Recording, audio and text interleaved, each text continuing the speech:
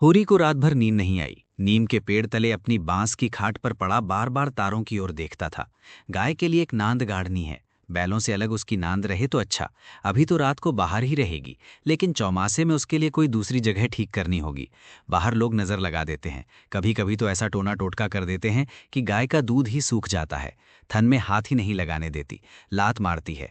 नहीं, बाहर बांधना ठीक नहीं। और बाहर नांद भी कौन गाड़ने देगा। कारिंदा साहब नजर के लिए मुंह फुलाएंगे। छोटी छोटी बात के लिए राय साहब के पास फरियाद ले जाना भी उचित नहीं। और कारिंदे के सामने मेरी सुनता कौन है।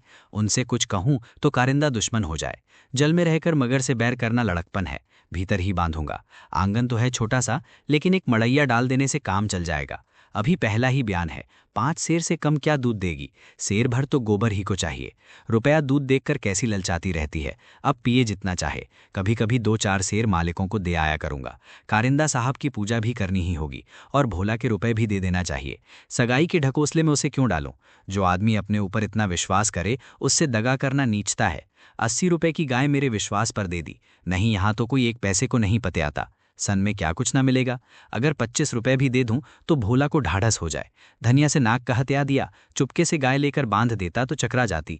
लगती पूछने किसकी गाय है, कहाँ से लाए हो। खूब दिख करके तब बताता। लेकिन जब पेट में बात पचे भी, कभी 2-4 पैसे ऊपर से आ जाते हैं, उनको भी तो नहीं छिपा सकता। और ये अच्छा भी है। उसे घर की चिंता रहती है। अगर उसे मालूम हो जाए कि इनके पास भी पैसे रहते हैं तो फिर नखरे बघारने लगेगी। गोबर जरा आलसी है। नहीं, मैं गऊ की ऐसी सेवा करता कि जैसी चाहिए। आलसी वालसी कुछ नहीं है। इस उम्र में कौन आलसी नहीं होता। मैं भी दादा के सामने मटर गश्ती ही किया करता था। बेचारे पूरा रात से कुट्टी काटने लगते, कभी द्वार पर झाड़ू लगाते, कभी खेत में खाद फेंकते। मैं पड़ा सोता रहता था। कभी जगा देते तो मैं बिगड़ जाता और घर छोड़कर भाग जाने की धमकी देता था। लड़के जब अपने माँ बाप के सामने भी जिंदगी का थोड़ा सा सुख न भोगेंगे तो फिर जब अपने सिर पड़ गई तो क्या भोगेंगे। दादा के मरते ही क्या मैंने घर नहीं संभाल लिया। सारा गांव यही कहता था कि होरी घर बर्बाद कर देगा। लेकिन सिर पर बोझ पड़ते ही मैंने ऐसा चोला बदला कि लोग देखते रह गए। शोभा और हीरा अलग ही हो गए। नहीं, आज इस घर की और ही बात होती। 3 हल एक साथ चलते, अब तीनों अलग अलग चलते हैं। बस समय का भेर है। धनिया का क्या दोष था। बेचारी जब से घर में आई कभी तो आराम से ना बैठी। डोली से उतरते ही सारा काम सिर पर उठा लिया। अम्मा को पान की तरह देती रहती थी। जिसने घर के पीछे अपने को मिटा दिया, देवरानियों से काम करने को कहती थी तो क्या बुरा करती थी। आखिर उसे भी तो कुछ आराम मिलना चाहिए। लेकिन भाग्य में आराम लिखा होता तब तो मिलता। तब देवरों के लिए मरती थी, अब अपने बच्चों के लिए मरती है। वे इतनी सीधी गमखोर निछदिल न होती तो आज शोभा और हीरा जो मूछों पर ताव देते फिरते हैं, कहीं भीख मांगते होते। आदमी कितना स्वार्थी हो जाता है। जिसके लिए लड़ो वही जान का दुश्मन हो जाता है। होरी ने फिर पूर्व की ओर देखा। शायद भिनसार हो रहा है। गोबर काय को जगने लगा। नहीं, कहा तो यही था कि मैं अंधेरे ही चला जाऊंगा। जाकर नांद तो गाड़ दूं, लेकिन नहीं, जब तक गाय द्वार पर ना आ जाए नांद गाड़ना ठीक नहीं। कहीं भोला बदल गए या और किसी कारण से गाय ना दी तो सारा गांव तालियां पीटने लगेगा। चले थे गाय लेने। पट्ठे ने इतनी झुर्ती से नांद गाड़ दी मानो इसी की कसर थी। भोला है तो अपने घर का मालिक, लेकिन जब लड़के सयाने हो गए तो बाप की कौन चलती है।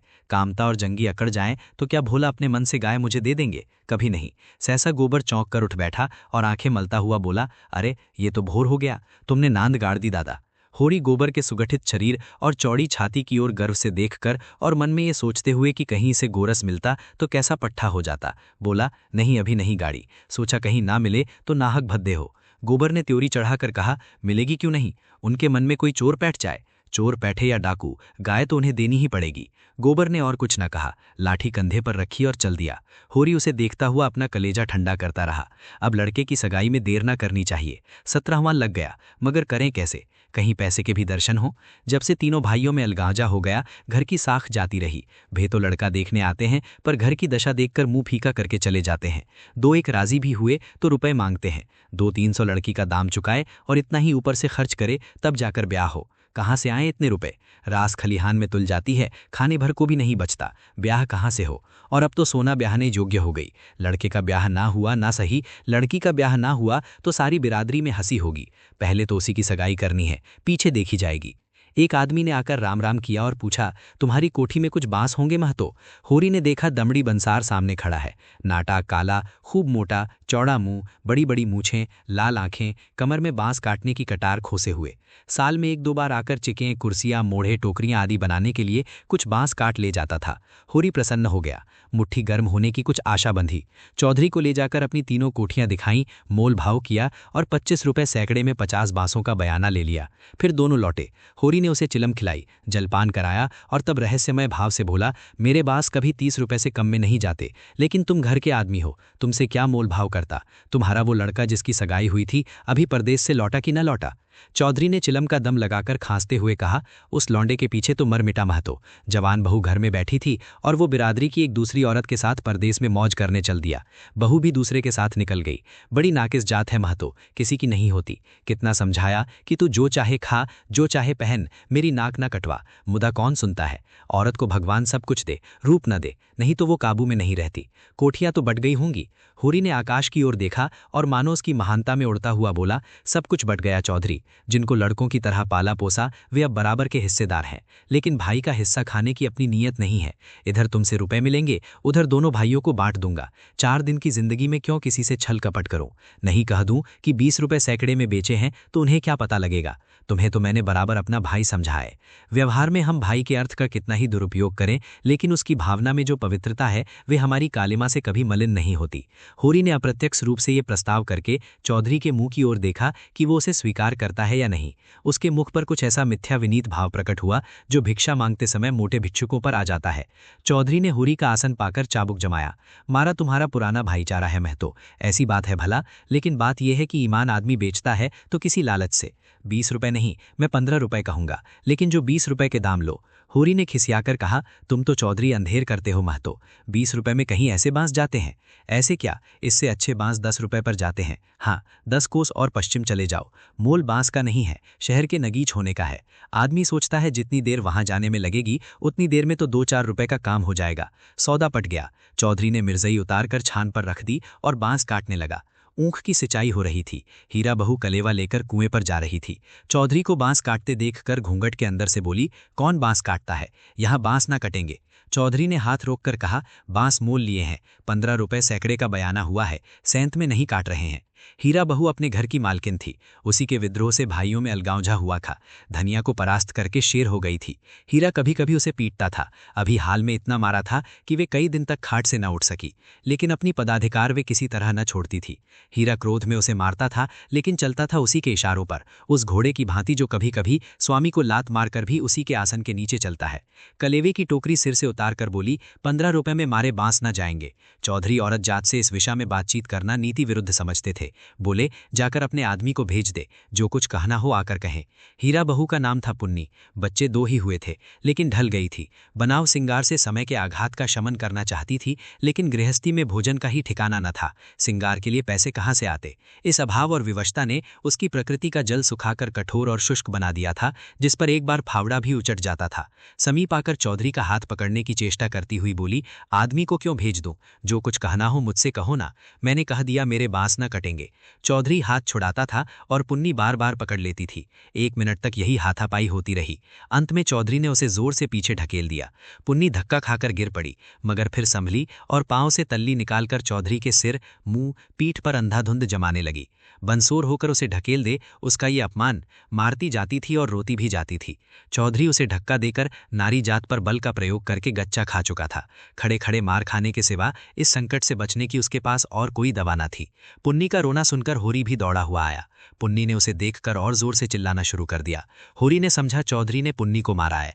खून ने जोश मारा और अलगांझे की ऊंची बांध को तोड़ता हुआ सब कुछ अपने अंदर समेटने के लिए बाहर निकल पड़ा। चौधरी को जोर से एक लात जमाकर बोला, अब अपना भला चाहते हो चौधरी तो यहां से चले जाओ, नहीं तुम्हारी लाश उठेगी। तुमने अपने को समझा क्या है? तुम्हारी इतनी मजाल कि मेरी बहू पर हाथ उठाओ। चौधरी कसमें खा खाकर अपनी सफाई देने लगा।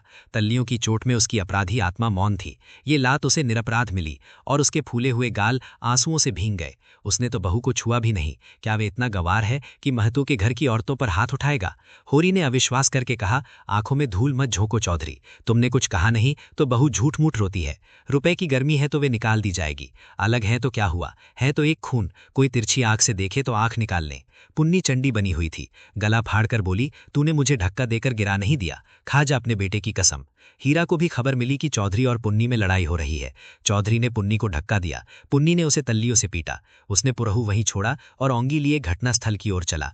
गांव में अपने क्रोध के लिए प्रसिद्ध था। छोटा डील, गठा हुआ शरीर, आंखें कौड़ी की तरह निकल आई थी और गर्दन की नसें तन गई थी। मगर उसे चौधरी पर क्रोध न था, क्रोध था पुन्नी पर। वे क्यों चौधरी से लड़ी, क्यों उसकी इज्जत मिट्टी में मिला दी? बंसोर से लड़ने झगड़ने का उसे क्या प्रयोजन था? उसे जाकर हीरा से सारा समाचार कह देना चाहिए था। हीरा जैसा उचित समझता करता। वे उससे लड़ने क्यों गई? उसका बस होता तो वे पुन्नी को पर्दे में रखता।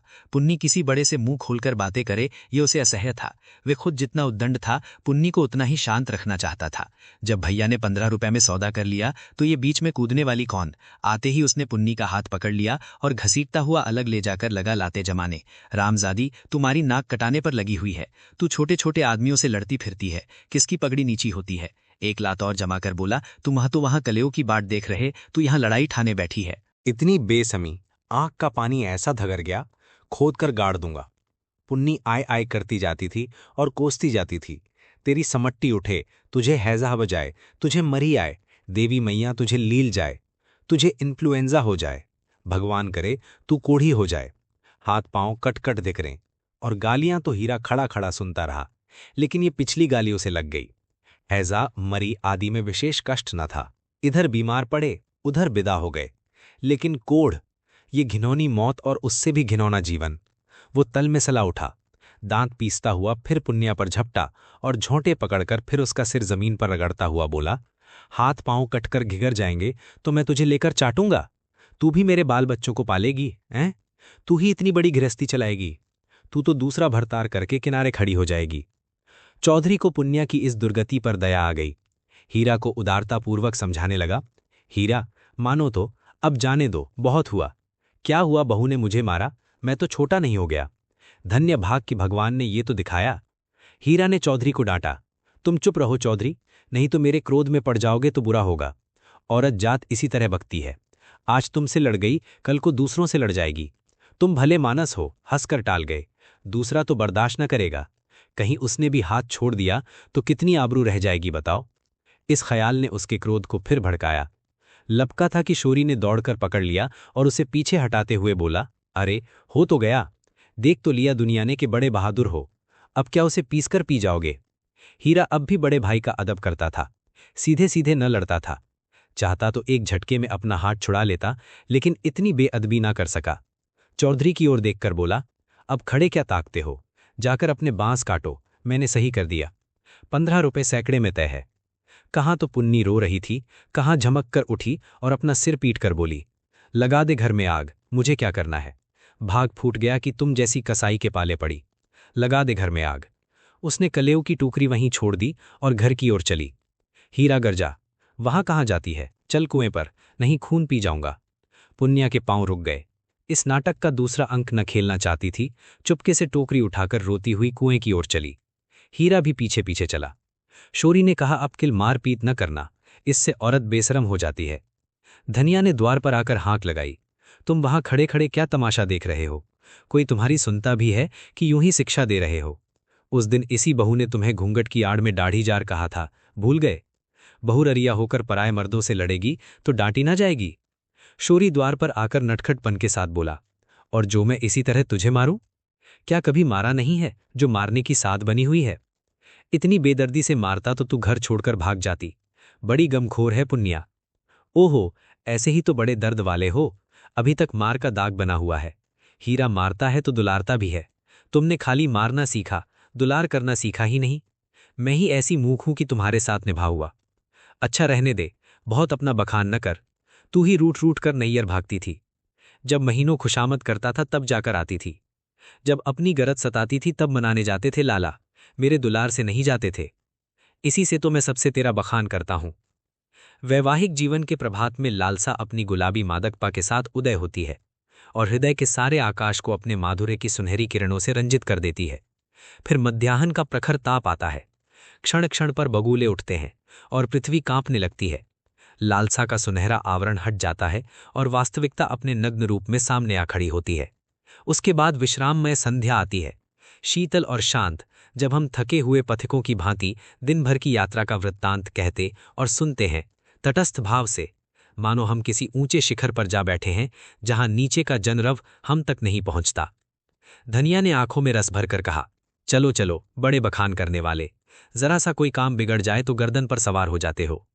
होरी ने मीठे उल्हाने के साथ कहा, ले, अब यही तेरी बेइंसाफी मुझे अच्छी नहीं लगती धनिया। भोला से पूछ, मैंने उनसे तेरे बारे में क्या कहा था। धनिया ने बात बदलकर कहा, देखो, गोबर गाय लेकर आता है कि खाली हाथ। चौधरी ने पसीने में लथपथा कर कहा, होरी, चलकर बांस गिन लो, कल ठेला लाकर उठा ले जाऊंगा। होरी ने बांस गिनने की जरूरत न समझी। चौधरी ऐसा आदमी नहीं, फिर एक आध बांस बेसी भी काट लेगा तो क्या, रोज ही तो मंगनी बांस काटते रहते हैं। सालगों में तो लोग मंडप बनाने के लिए दर्जनों बांस काट ले जाते हैं। चौधरी ने 7.5 रुपए निकालकर उसके हाथ में रख दिए। होरी ने गिनकर कहा, और निकालो, हिसाब से 2.5 और होते हैं। चौधरी ने बेमुरवत्ती से कहा, 15 रुपए में तय हुए हैं कि नहीं। 20 रुपए में नहीं, 20 रुपए में ही तय हुए थे। चौधरी, अब तुम्हारी जीत है, जो चाहो कहो, 2.5 रुपए निकलते हैं, तुम 2 ही दे दो। मगर चौधरी कच्ची गोलियां न खेला खा, अब उसे किसका डर। होरी के मुंह में तो ताला पड़ा हुआ था, क्या कहे, माथा ठोक कर रह गया। बस इतना बोला, ये अच्छी बात नहीं है चौधरी, 2 रुपए दबाकर राजा न हो जाओगे। चौधरी तीक्ष्ण स्वर में बोला, और तुम क्या भाइयों के थोड़े से पैसे दबाकर राजा हो जाओगे। 2.5 रुपए पर अपना ईमान बिगाड़ रहे थे, उस पर मुझे उपदेश देते हो। अभी पर्दा खोल दूं तो सिर नीचा हो जाएगा। होरी पर जैसे सैकड़ों जूते पड़ गए। चौधरी तो रुपए सामने जमीन पर रखकर चला गया, पर वो नीम के नीचे बैठा बड़ी देर तक पछताता रहा। वो कितना लोभी और स्वार्थी था, इसका उसे आज पता चला। चौधरी ने 2.5 रुपए दे दिए होते तो वो खुशी से कितना फूल उठता। अपनी चालाकी को सराहता कि बैठे बैठाए 2.5 रुपए मिल गए। ठोकर खाकर ही तो हम सावधानी के साथ पग उठाते हैं। धनिया अंदर चली गई थी। बाहर आई तो रुपए जमीन पर पड़े देखे, गिनकर बोली, और रुपए क्या हुए, 10 न चाहिए। होरी ने लंबा मुंह बनाकर कहा, हीरा ने 15 रुपए में दे दिए तो मैं क्या करता। हीरा 5 रुपए में दे दे, हम नहीं देते इन दामों। वहां मारपीट हो रही थी, मैं बीच में क्या बोलता। होरी ने अपनी पराजय अपने मन में ही डाल ली, जैसे कोई चोरी से आम तोड़ने के लिए पेड़ पर चढ़े और गिर पड़ने पर धूल झाड़ता हुआ उठ खड़ा हो कि कोई देख न ले। जीतकर आप अपनी धोखेबाजियों की डींग मार सकते हैं, जीत से सब कुछ माफ है। हार की लज्जा तो पी जाने की ही वस्तु है। धनिया पति को छटकारने लगी, ऐसे सुअवसर उसे बहुत कम मिलते थे। होरी उससे चतुर था, पर आज बाजी धनिया के हाथ थी। हाथ मटकाकर बोली, क्यों ना हो, भाई ने 15 रुपए कह दिए तो तुम कैसे टोकते। अरे राम राम, लाडले भाई का दिल छोटा न हो जाता क्या। फिर जब इतना बड़ा अनर्थ हो रहा था कि लाडली बहू के गले पर छुरी चल रही थी, तो भला तुम कैसे बोलते। उस वक्त कोई तुम्हारा सरबस लूट लेता तो भी तुम्हें सुध न होती। होरी चुपचाप सुनता रहा, मिनका तक नहीं। झुंझलाहट हुई, क्रोध आया, खून खौला, आंख जली, दांत पिसे, लेकिन बोला नहीं। चुपके से कुदाल उठाई और ऊख गोड़ने चला गया। धनिया ने कुदाल छीनकर कहा, क्या अभी सवेरा है जो ऊख गोड़ने चले। सूरज देवता माथे पर आ गए हैं, नहाने धोने जाओ, रोटी तैयार है। होरी ने घुन्नाकर कहा, मुझे भूख नहीं है। धनिया ने जले पर नोन छड़का, हाँ काहे को भूख लगेगी, भाई ने बड़े बड़े लिड्डूवण खिला दिए हैं ना, भगवान ऐसे सपूत सबको दें। होरी बिगड़ा, क्रोध अब रस्सियां तुड़ा रहा था। तू आज मार खाने पर लगी हुई है। धनिया ने नकली विनय का नाटक करके कहा, क्या करूं, तुम दुलार ही इतना करते हो कि मेरा सिर फिर गया है। तू घर में रहने देगी कि नहीं। घर तुम्हारा, मालिक तुम, मैं भला कौन होती हूं तुम्हें घर से निकालने वाली। होरी आज धनिया से किसी तरह पेश नहीं पा सकता। उसकी अक्ल जैसे कुंद हो गई है। इन व्यंग्य बाणों के रोकने के लिए उसके पास कोई ढाल नहीं है। धीरे से कुदाल रख दी और गमछा लेकर नहाने चला गया। लौटा कोई आध घंटे में, मगर गोबर अभी तक न आया था। अकेले कैसे भोजन करे, लौंडा वहां जाकर सो रहा। भोला की वो मदमस्ती छोकरी है ना झुनिया, उसके साथ हंसी दिल्लगी कर रहा होगा। कल भी तो उसके पीछे लगा हुआ था। नहीं गाय दी तो लौट क्यों नहीं आया, क्या वहां ढई देगा। धनिया ने कहा, अब खड़े क्या हो, गोबर सांझ को आएगा। होरी ने और कुछ न कहा, कहीं धनिया किरण कुछ कह बैठे। भोजन करके नीम की छां में लेट रहा। रूपा रोती हुई आई, नंगे बदन, एक लंगोटी लगाए, झबरे बाल इधर उधर बिखरे हुए। होरी की छाती पर लोट गई। उसकी बड़ी बहन सोना कहती है, गाय आएगी तो उसका गोबर मैं पाथूंगी। रूपा ये न बर्दाकत कर सकती। सोना ऐसी कहाँ की बड़ी रानी है कि सारा गोबर आप पाथ ना ले। रूपा किस बात में कम है? सोना रोटी पकाती है तो क्या रूपा बर्तन नहीं मांजती? सोना पानी लाती है तो क्या रूपा कुएं पर रस्सी नहीं ले जाती? सोना तो कलसा भरकर इठलाती चली आती है, रस्सी समेटकर रूपा ही लाती है। गोबर दोनों साथ पाथती हैं। सोना खेत गोड़ने जाती है तो क्या रूपा बकरी चराने नहीं जाती? फिर सोना क्यों अकेले गोबर पाथेगी? ये अन्याय रूपा कैसे सहे? होरी ने उसके भोलेपन पर मुग्ध होकर कहा। नहीं नहीं, गाय का गोबर तू पाथना, सोना गाय के पास जाए तो भगा देना। रूपा ने पिता के गले में हाथ डालकर कहा। दूध भी मैं ही दूंगी। हाँ हाँ, 16 आने तेरी। रूपा प्रसन्न होकर अपनी विजय की शुभ समाचार पराजिता सोना को सुनाने चली गई।